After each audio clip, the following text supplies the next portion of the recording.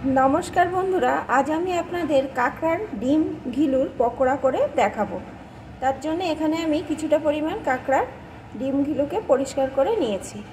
এখন আমি এর ভিতরে দিয়ে দেব 1 চামচ চালের গুঁড়ো, 1 চামচ বেসন, একটা পেঁয়াজ কুচি,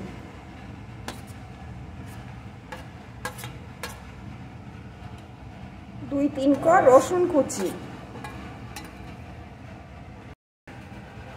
একটা লঙ্কা কুচি,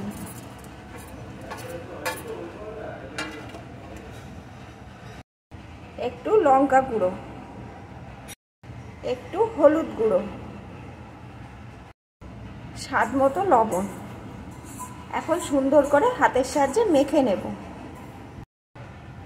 অফ ক্যামেরায় আমি হাতের সাহায্যে সুন্দর করে মেখে নিয়েছি। এখন পকোড়ার আকারে ভেজে নেব। ভাজার জন্য এখানে আমি কড়াইতে পরিমাণ মতো তেল দিয়ে দিয়েছি। তেলটা গরম হয়ে গেছে। এখন আমি গ্যাসের জোরটাকে লো করে দেব। একটা চামচের সাহায্যে পকোড়ার আকারে এইভাবে দিয়ে দেব, ছোট ছোট আকারে।